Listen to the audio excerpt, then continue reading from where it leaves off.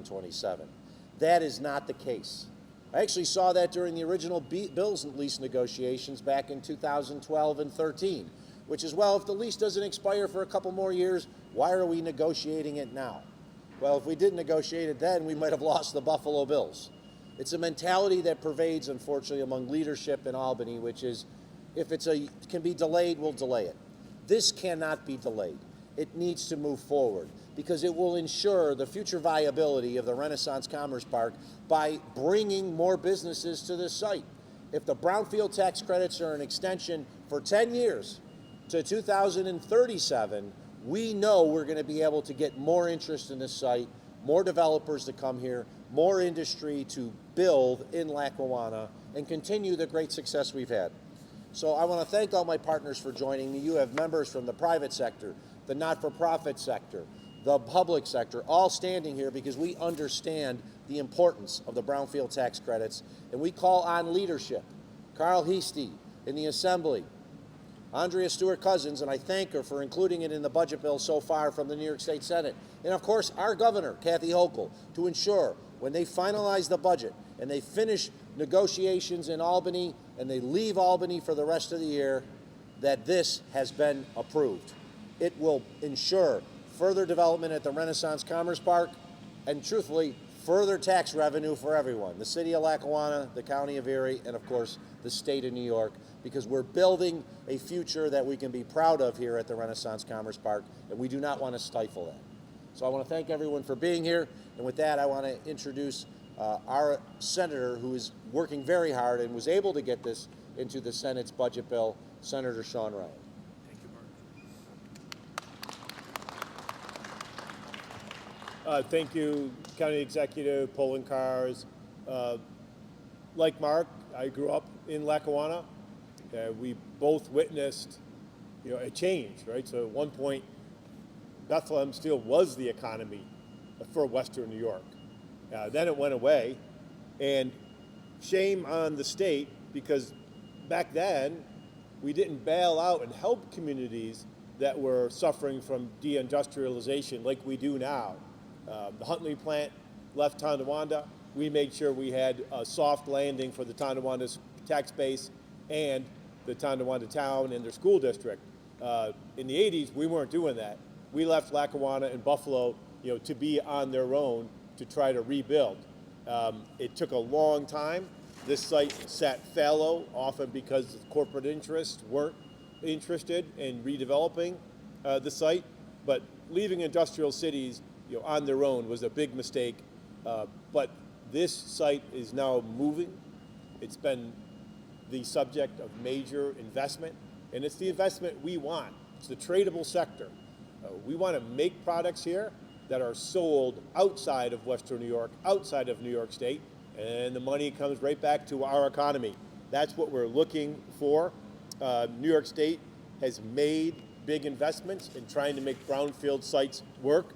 This site is a particularly complicated site because once you start digging, you don't know what you're going to find underneath. So we need more projects like this on this site. Jobs in these facilities are jobs that you can raise a family on, buy a house on, take a vacation on. That's the economic development that we're looking to do. So New York State has an important role in that, and the Brownfield tax credit is one of them.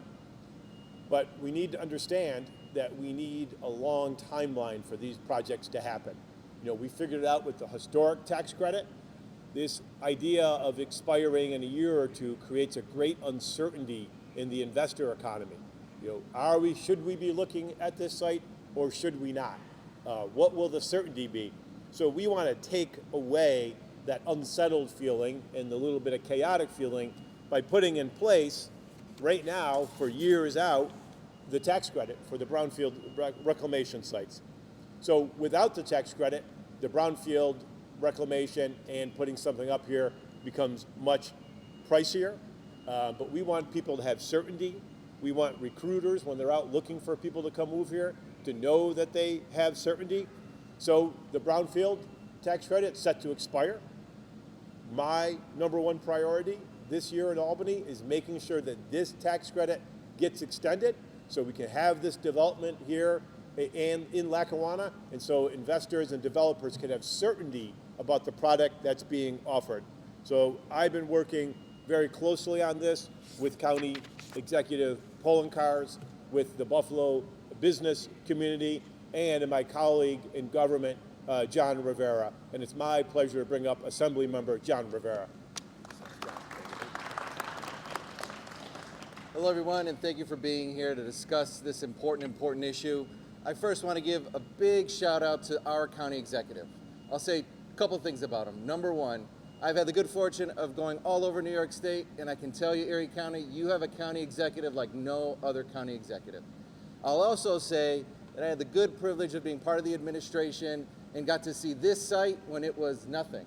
Being part of the administration to see a vision that Mark, the administration, his team, the IDA all had and came together around the leadership of Maria White, around the leadership of Andy Federick, and the rest of the team in the county administration.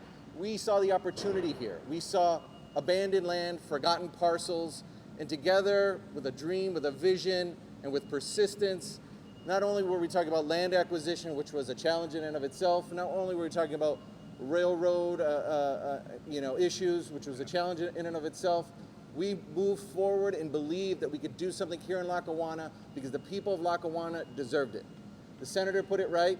In the 70s and 80s, we forgot about places like Lackawanna and Binghamton and Rochester and so many other regions where we depended on an industry. But today we're doing better. So now we're thinking forward. And it's in part because of the leadership of this community and the cohesiveness around it.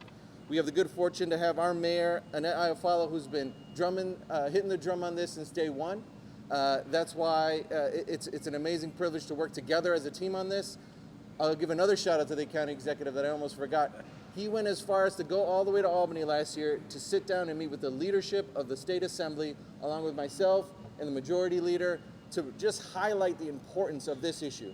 And I can assure you that there's been countless other conversations, and I believe, as the senator believes as well, that we're going to get this done this year because we're going to bring jobs to Lackawanna. We're going to bring up a new phase in the future of this city, believing that right here, right where we're standing, we're going to see a spring of economic development. And without further ado, I'm going to bring up the person who's really leading on this to every constituent in Lackawanna, and that's the City of Lackawanna Mayor, Annette Iafallo. Good morning to all, especially my partners in government. Welcome to Lackawanna. When I took office in 2020, County Executive Poloncarz and I met to discuss reviving Lackawanna's business economy, which had eroded terribly in the 40 years after Bethlehem Steel had closed. With the county executive focused on redeveloping the former Bethlehem Steel site as a regional economic engine, I worked to fulfill a campaign promise of making Lackawanna open for business by revamping the city's oppressive tax law, which saw businesses pay nearly 42 cents on every dollar made in taxes. Lackawanna was dying, and the county executive and I were focused on not letting that happen. 5 years later, we're seeing positive results from our collective efforts, both here at Renaissance and throughout Lackawanna, where some $10 million in small to medium city-led projects have resulted from the early Commerce Park success. And we're just getting started, but we need the right tools in place to continue. To that end, the City of Lackawanna strongly supports extending the New York State Brownfield Redevelopment Tax Credit Program, which is essential for continuing to attract large private investments to Renaissance Commerce Park. And let me be very clear, the continued growth of Renaissance is absolutely vital to Lackawanna's economic future. While Renaissance is the body of our city's economy, the small and entrepreneurial businesses which emerge from it and its heartbeat and soul, both must be healthy for Lackawanna to truly flourish. Discontinuing the Brownfield tax credit would derail the development of the Commerce Park and devastate Lackawanna's community, make no mistake. And it's taken nearly 40 years for Lackawanna to begin recovering from the loss of Bethlehem Steel. We simply can't allow or afford a similar mistake to be repeated. Therefore, I ask Governor Hochul and our Senate and Assembly partners to extend this important development tool for the benefit of the city of Lackawanna and Erie County as a whole. I thank you. And now I want to introduce head of the ECIDA, John Capolino. Thank you.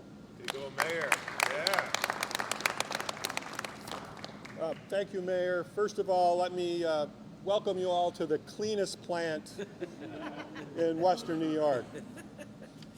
I'm going to, I just had a thought. I was staying back here listening about the tax credits. I think if we can combine tax credits with a new product that Bob's going to develop, the Brownfield Cleanup Sponge, I think we'll really have something going. First of all, I really want to thank the group behind me, the county executive, obviously, for his leadership over the past 13 years and where we are with this site. Our great elected representatives, Senator Ryan and Assemblymember Rivera, who are here today, along with the Western New York legislative delegation, who all of which we've reached out to, have understood the importance of this and I know are supporting and pushing to folks at the county legislature who are here and regional business folks. I mean, I think one of the things that's important about this site is that it's not just a Lackawanna site. This is a regional asset, for people all over Western New York. As this site, when it was a steel plant, employed people from all over the county and in the region. And we see that as the vision of this site in the future. I can't overstate, as the speakers have said, the importance of extending the Generation 1 tax credits. Development on this site is great. We put in a lot of public infrastructure, but it is a brownfield. And for businesses to be able to invest here, one of the interesting things about the program, in my view, is it's a great economic development program.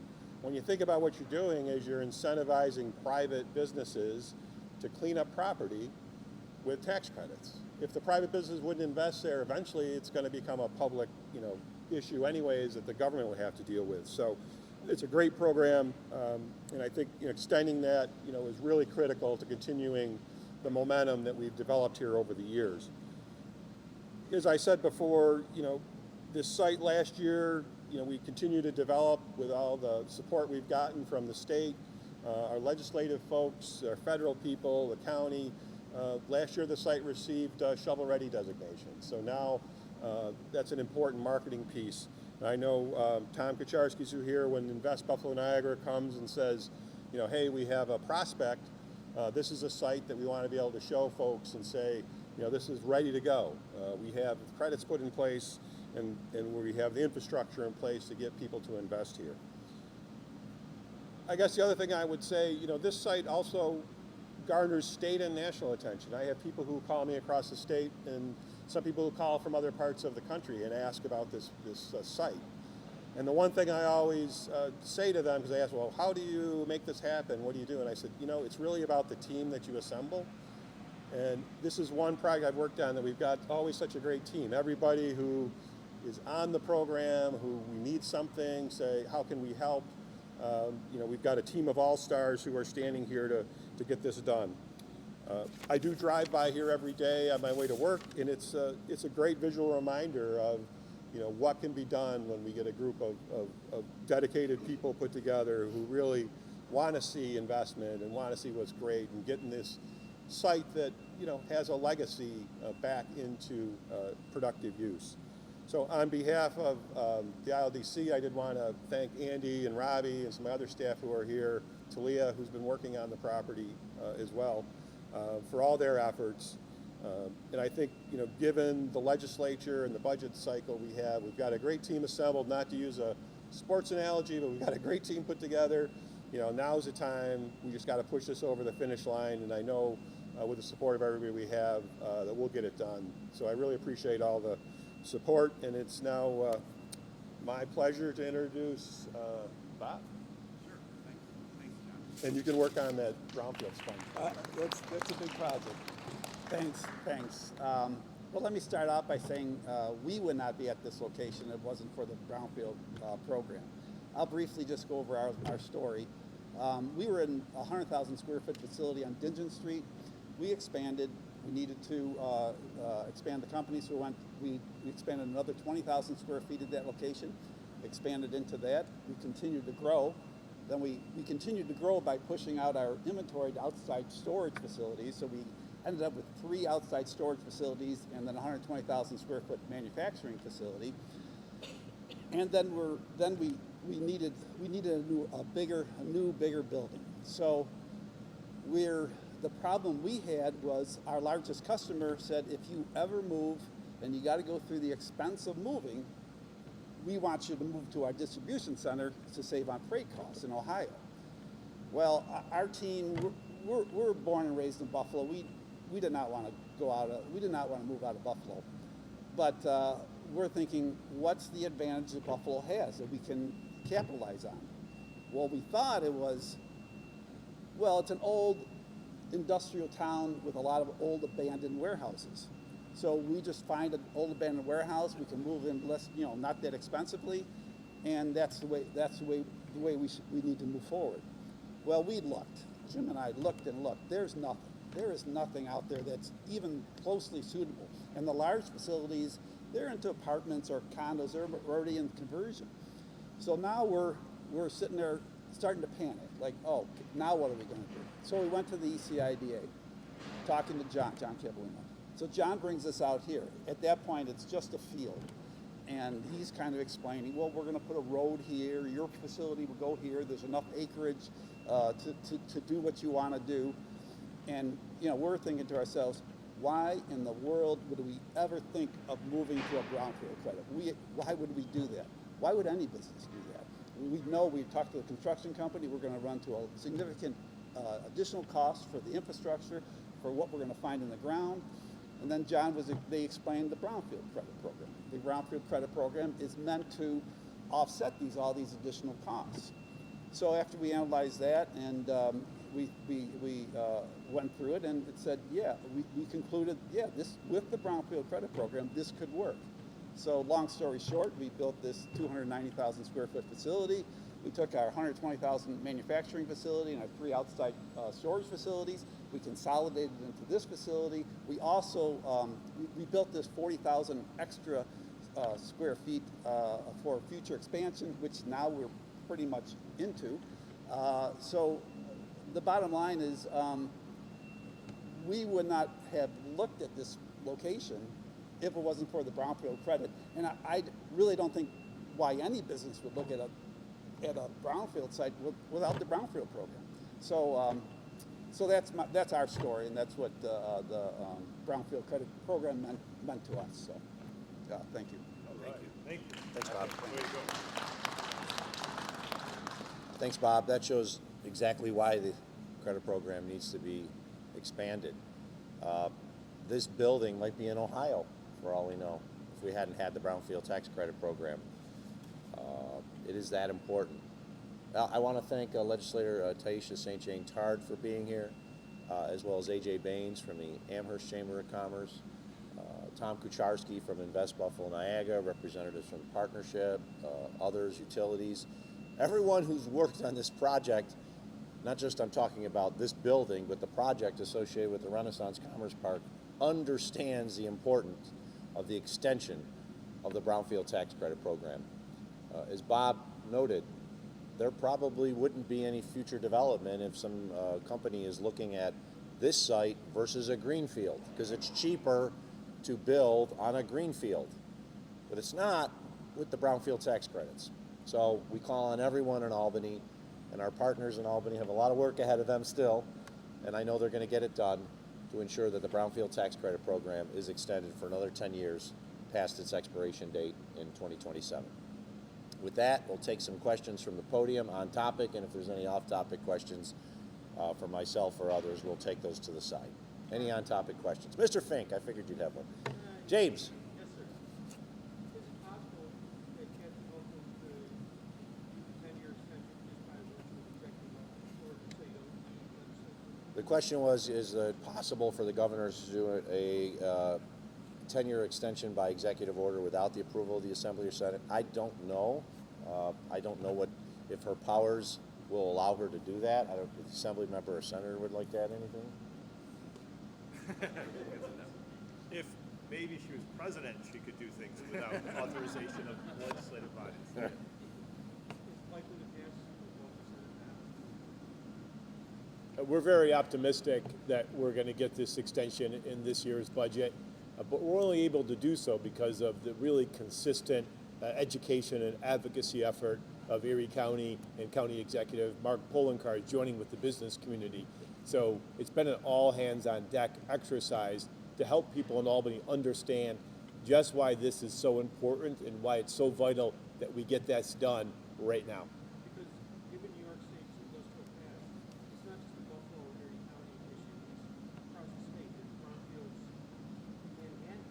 Yeah, the Brownfield tax credit has been really instrumental in helping, throughout the areas of the state that have heavy industry to be able to reclaim and to repurpose those sites to allow them to contribute back into our economy. So they expire in 2027, right? Yeah, Mark, sorry. Okay. They Yes. expire in That's correct. 2027. You're asking for a 10-year extension. Do you think these just be extended indefinitely? I mean, there are a lot of brownfield sites. Well, I'd love if it was extended indefinitely, but I don't think that is capable under current state programs. So let's just go for the 10 years, and then whomever's the county executive, and it won't be me, in 2035 can be talking about extending them another 10 years. Based on your conversations with Governor Hochul, do you think this is something that she's on board with? The governor knows about the importance of this. I think we've all contacted the governor, and our governor seems so much, they're sick of hearing it from us. And the best way to eliminate us talking about this in the future is just pass the extension this year. Any, Bob, if you could. Bob, right? Yes. Okay. Podium. Based on the amount of tax credits you got for building on this site, does that offset the extra cost that it did cost you to build? Based on all the stuff? It did. We didn't know what we were going to find, and we talked to our construction company, and they were saying, you're going to find a lot. You're going to find a lot of stuff. I go, give me an estimate. So they gave us an estimate, and we put our own estimate in, and actually it came in a little bit lower than our estimate, and the brownfield credits through our analysis was more than enough to cover that additional cost. So really, you wouldn't be here without it. Oh no, we would definitely not. Talk about that. No, it does not make. Why would we build on a place that's going to have a higher construction cost because of what you're going to find in the ground? It just doesn't make sense. I think as Mark was saying, you'd go to a green space. You wouldn't. It doesn't make sense from a business standpoint to build where it's going to be more expensive. And what's your message to other potential manufacturers who are eyeing Commerce Park, but maybe are like, well, I don't want to get into the whole brownfield thing? Well, one thing I do want to say, this is a great location. Take away the brownfield.